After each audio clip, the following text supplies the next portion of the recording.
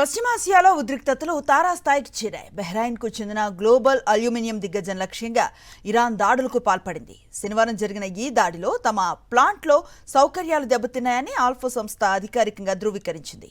Iran revolutionary guards ఈ దాడికి బాధ్యత వహిస్తూ ప్రకటన విడుదల చేయడం గమనార్హం. అసలు అక్కడ ఏం జరిగింది? ఈ దాడి వల్ల గ్లోబల్ మార్కెట్పై పడే ప్రభావం ఏంటి? ఇప్పుడు చూద్దాం. బహ్రెయిన్ ఆర్థిక వ్యవస్థకు వెన్నెముకగా ఉన్న ఆల్బా ప్లాంటుపై ఇరాన్ క్షిపణులు డ్రోన్లతో విరుచుకుపడింది.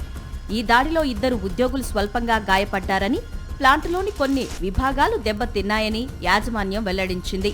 తమ ఉక్కు కర్మాగారాలపై జరిగిన దాడులకు ప్రతీకారంగానే బహ్రెయిన్లోని ఆల్బా, యుఏఈలోని ఎమిరేట్స్ గ్లోబల్ అల్యూమినియం ప్లాంట్లను లక్ష్యంగా చేసుకున్నట్లు ఇరాన్ రెవల్యూషనరీ గార్డ్స్ ప్రకటించింది. అమెరికా పరిశ్రమలతో సంబంధాలు ఉన్నందునే ఈ సంస్థలపై దాడి చేసినట్లు ఇరాన్ పేర్కొంటోంది. ఈ దాడుల ప్రభావం అంతర్జాతీయ మార్కెట్పై తీవ్రంగా పడే అవకాశం ఉంది. ఇప్పటికే హర్ముజ్ జలసంధిలో రవాణా ఆగిపోవడంతో ఆల్బా సంస్థ 19% ఉత్పత్తిని తగ్గించుకుంది.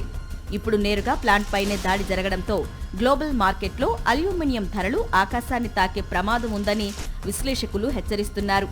బహ్రెయిన్ అంతర్గత వ్యవహారాల మంత్రిత్వ శాఖ స్పందిస్తూ ప్లాంట్లో చెలరేగిన మంటలను సివిల్ డిఫెన్స్ టీమ్స్ విజయవంతంగా అదుపు చేశాయని తెలిపింది. గత ఫిబ్రవరి నుంచి ఇరాన్ ప్రయోగిస్తున్న వందలాది డ్రోన్లు, క్షిపణులను బహ్రెయిన్ డిఫెన్స్ ఫోర్స్ అడ్డుకుంటూనే ఉంది. అయినప్పటికీ ఈ తాజా దాడి పారిశ్రామిక రంగాన్ని ఆందోళనలో నెట్టేసింది.